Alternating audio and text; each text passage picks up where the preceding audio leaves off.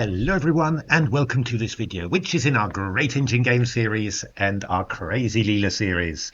I'm Grandmaster Matthew Sadler and, well, we're taking another look at an odds game by Leela, ROOK Odds this time. And it's another one of those games that Leela played against this 2750, 2800 rated player on Lichess. Not me, by the way, though that is that is my rating. Yeah, I mean, it was just really, really impressive what Leela did. And I mean, one of the things that you notice about the way Leela plays odds is that, yeah, sometimes Leela, goes really fast from the opening, really trying to make the most of any extra time that Leela's got by having one less piece to develop.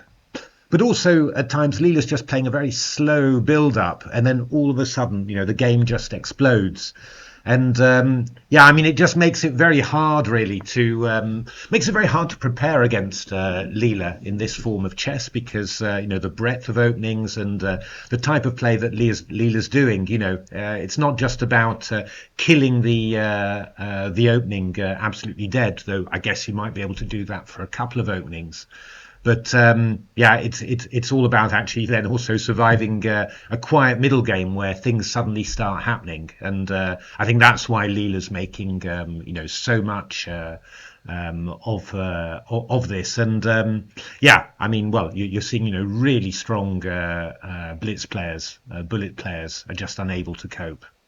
So well, it's not only at these time controls. This was 3+2, but we're seeing 5+3, 15+10 even. People are still struggling. So well, let's have a look how it all happened. So e4, c5, knight c3, d6, f4, g6, d3, and Leela's very keen on this sort of structure against Sicilian type thingies, and often with the bishop coming to g2. So just a closed Sicilian, basically, keeping the position tight, no immediate exchanges, and well, just apart from that missing rook on a1, nothing wrong with White's position. Bishop g7, g3, and Black decides to throw in h5. Doesn't ruin anything. It's a reasonably useful move, I guess. I mean, the one thing that that it's doing, I mean, Black might be playing h4, but also, Black stopping White from expanding with g4, which is, a very common way for Leela to play. I mean, you do notice that in this odds chess, Leela's use of pawns is incredibly impressive. Always looking to gain space. Just well, I guess restrict the space that the opponent's pieces have. With one more piece, there's less space in your position, so start cramping. So h5 is a decent move. It's always slightly double-edged. Weakens the king side slightly, gives White a closer target to attack if Black's king castles king side, but on the other hand, just does stop this g4. So bishop g2, knight c6, h3 from Leela, just stopping the bishop from coming to g4, disrupting, and also maybe exchanging off the bishop for the knight. That's very common in these types of positions. You swap the light square bishop off for the knight just to give yourself a bit more freedom in your position, and also to really clamp down on the d4 square. And having a knight on d4 enables you to start creating counterplay on the queen side. So Black played rook b8 here. Perfectly normal. The engine's pretty keen for Black to get going with a quick knight d4, and get b5, b4 going in that way. But rook b8 is a perfectly normal move. Knight f3 then, and then e6. Yeah, I mean, in some ways, it's just, I'm not criticizing Black's moves. I mean, there's loads and loads of ways of playing here, but just, the thing that would occur to me, immediately was, well, just push b5, b4 immediately. You see it a lot in positions with a rook on a1, and this very sort of English approach. Yeah, you push the pawn onto b4 quickly, get your queenside player going, and you can delay, developing this knight a little bit longer. So castles and then b4 here, and if you go knight d5, then we go e6 and knight e7. That's quite common. I'm not saying that Leela would not be able to create something from here, but this would be a very normal way of playing. So, but Black played the move e6, which is quite reasonable. I mean, you might play b5 later. Castle kingside, knight, and now b6. Yeah, b6 is a little bit strange. Strange to have played rook b8 and then just play b6 somehow. Yeah.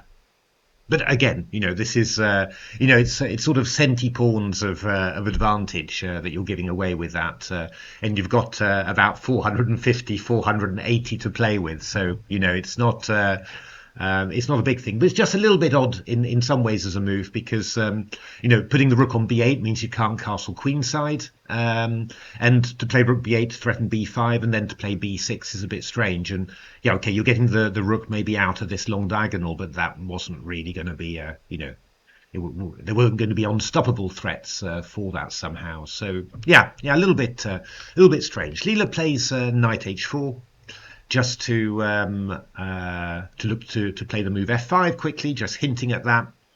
And black plays the move knight g7. Now, there's something very interesting that the engines did. And yeah, I don't think you can possibly guess it, actually, to be honest. But if you just want to stop the video and just try and, somehow, it's not a tactic, it's not anything, it's just a way of thinking about the position. Just see whether you can think about it. I was just shocked when I saw it. I hadn't, nothing had occurred to me that this would be an idea. But what Stockfish did, play the move knight ce7, and after queen e1, played the move king f8. Why is Stockfish doing that? Well, the point is, Stockfish is anticipating that white might play g4 at some stage.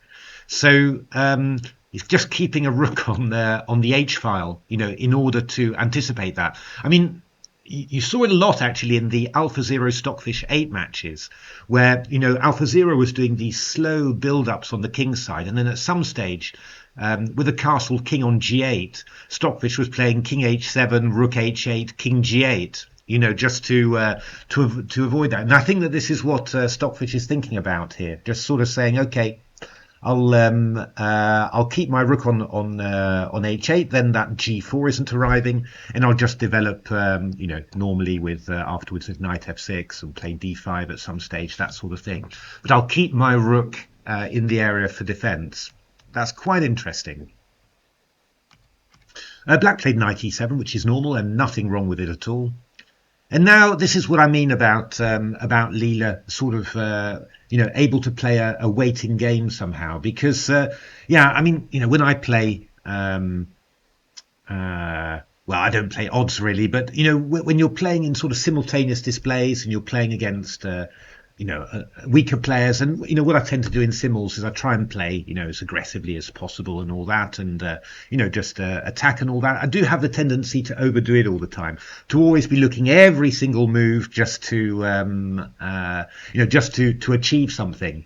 And Leela is able to play moves that keep the position and just wait for an opportunity. It's quite striking somehow, because Leela just plays the move a3.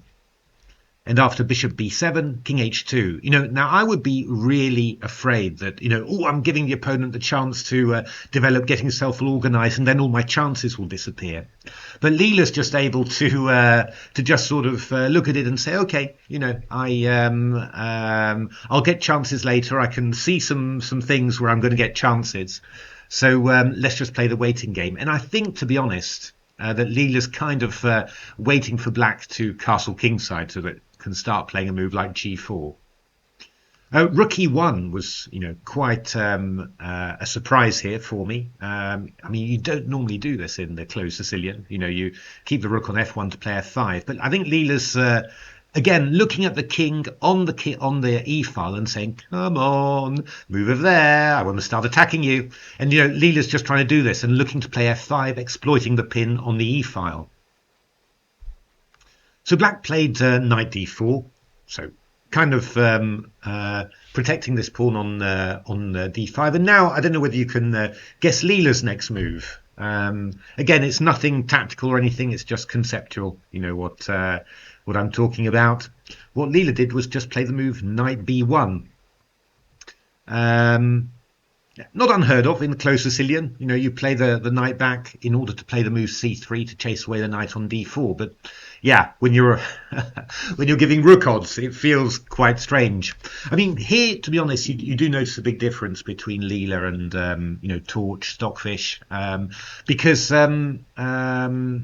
yeah, you know, Torch and Stockfish don't do a bad job of playing at odds. Especially Stockfish tends to, you know, although I think that's born of desperation, you know, tends to find some interesting tactical possibilities. But yeah, they're both saying, okay, knight e2 will take off the knight on d4, but that's really all wrong in actual fact. You know, I mean, first of all, swapping off minor pieces, if you don't have to, you shouldn't, you know, to keep play on the position. And of course, swapping off on d4, it gives black the opportunity to take with a pawn on d4 and get some easy counterplay on the c file. You know, Leela's just here in this position saying, okay, I don't need to swap off any minor pieces. I'm going to keep them all on, you know, and keep the complexity, keep the black pieces a little bit cramped on the first three ranks. So black played the move f5. Now that's a dip of a pawn in terms of evaluation for the engines, but it's still minus 3.81, so you know, not bad at all. I mean, to be honest, it's the natural human move. This is what we all do in these positions.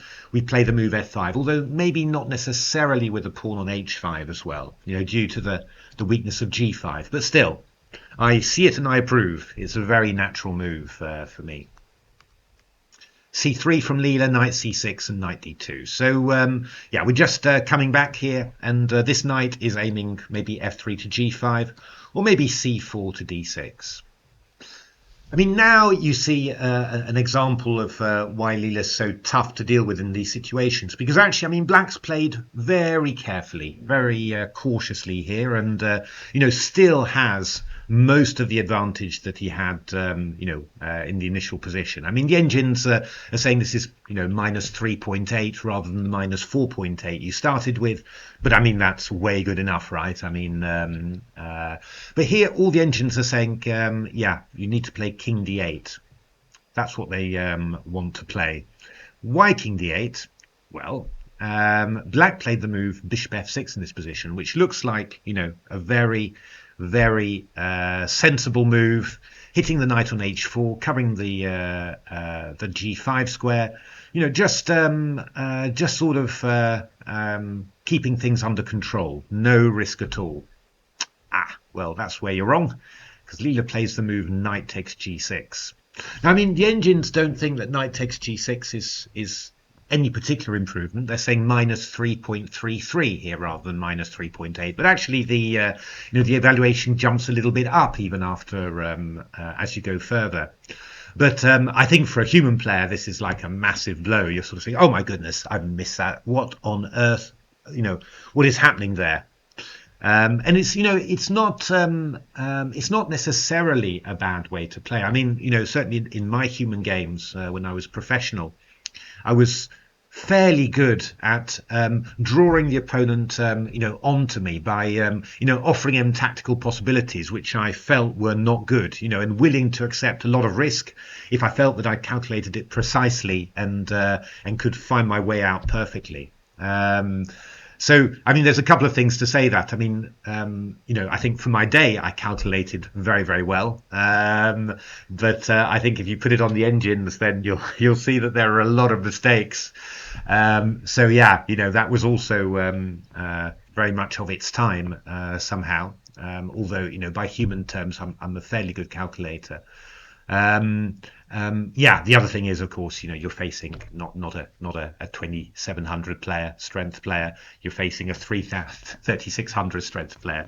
Yeah, the calculation is just on a totally different level altogether. So, I mean, this is already getting very scary. Knight g6, e takes f5. That rook turns out to be good. The king turns out to be in a bit of a pickle, and black's got to deal with the pressure against e6 and the knight. I mean, actually, both Torch and Stockfish wanted to play rook h6, refuse the sacrifice, accept the loss of a pawn, and get on with your life, you know. And that is quite decent as well.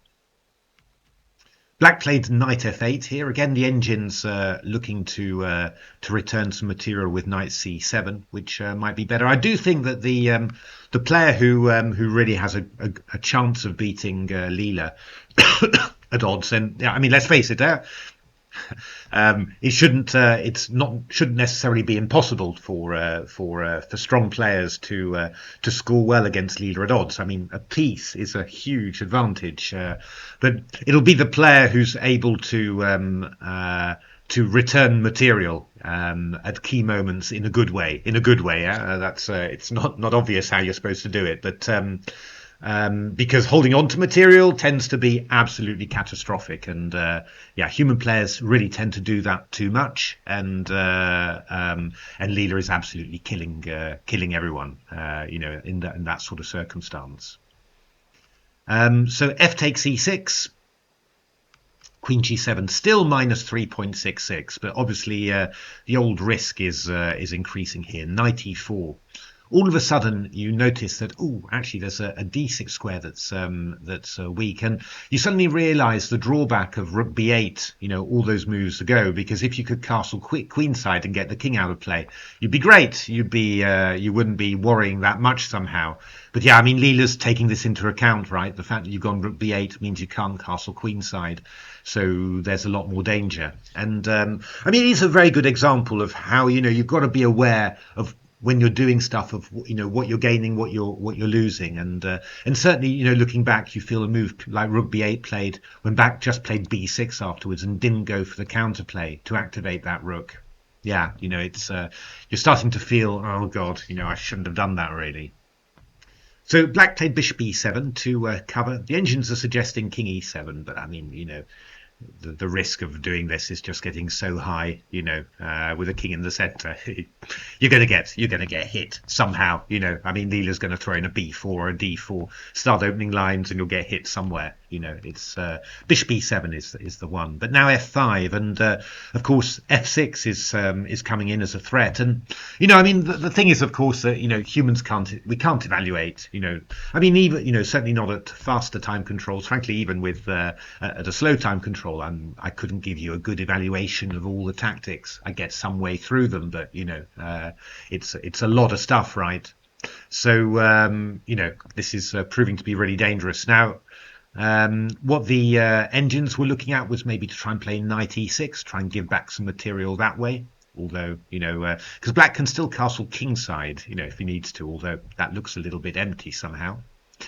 But Black played knight h7, which is sensible, right? You want to get the knight to f6, but he doesn't protect something which you might not quite realise, and that's the h5 pawn. So queen takes h5 check is possible. Now, it's not too dangerous at the moment because the king can escape round to d8 c7. But now Leela throws a nasty spanner in the works with bishop f4. Hitting the pawn on d6, and it does look quite awkward to allow that. Now the engines think, okay, you've got to give up this pawn on d6, you've got to play the move knight f6 and cover the h5 pawn. But yeah, obviously Black's getting a bit confused by now, right? So Black played the move rook d8, and that is an absolute blunder. That goes from -3 still to +8 for white or whatever. Because now we play queen takes h5 check, and well, you see what Leela's done by putting this pressure on the d6 pawn, and sort of stimulating Black to defend the d6 pawn. Queen h5 checks happened. The king's escape to the queen side has been taken away. So then after king f8, we've got the move bishop h6. And here Black resigned. I mean, actually, he's still going to have, because of the rook odds, Black's still going to have rook and 2 pieces for the queen. But of course, White's got 4 pawns now and an open Black king. So, in principle, it's not you're not going to survive this, But certainly, if the engines were playing Black, they could still make some sort of stab at surviving. But yeah, all the engine games were finishing in wins. It's +3 or +4 something. But I think a fairly understandable reaction from the human player to resign. By the way, if you don't do anything at all, then queen f7, it's going to be checkmate. So there we are, a very interesting Rook Odds game there against a super strong blitz player. Basically my strength blitz player on Lichess, which maybe explains to you why I'm not very optimistic about how many half points I make out of 10 against Leela, even with Rook Odds, to be honest. But yeah, I mean, I think what you see here as well is that the difficulty of playing against Leela, because you've not only got the quick attacks from the opening, you've also got the long game that you've got to deal with, and Leela is not afraid just to roll the dice and increase, sacrifice more material, pawns, pieces, or whatever, just to up the risk level for the opponent.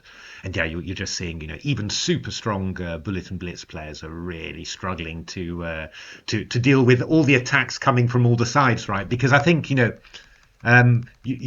seeing this attack with the F pawn. You're reacting to the attack on the D pawn, and you forget that there's something that can come around the other side. It's very hard. Very hard for blitz players to deal with. I mean, the blunders that I make in blitz are often that sort of thing somehow, where I deal with a threat. I say, don't worry about him taking that because I've got escapes. But then, other things happen, and then all of a sudden you don't have that escape anymore, and that's really, really, really tough to deal with because, and it's also, watching the games, it's how Leela makes the moves, right? Because you say, yes, okay, I'm just there, and then Leela, boom, and just suddenly you realise it's mate in 2 or mate in 3 or something. Just very, very hard. I mean, I'm watching a lot of games, and I'm getting surprised by just as many things as Leela's opponents are. So there we are. I hope you're enjoying this. I've got a few more Rook Odds games to come. I've got some black games to come as well. And otherwise, yeah, lots more odds games. I just keep on looking through them and just looking at things and saying, isn't that amazing? I mean, actually, what I'm finding interesting is looking at things where I say, well, this looks very reasonable to me. What black has done, this looks absolutely normal. And then seeing how good opening play, and then seeing how Leela gets around it. It's really interesting. So I've got quite a few of those sort of games coming up for you. So there we are. Thanks very much for watching. Do keep watching the channel. Lots more to come on here. And thanks very much for watching. I hope to see you at the next one.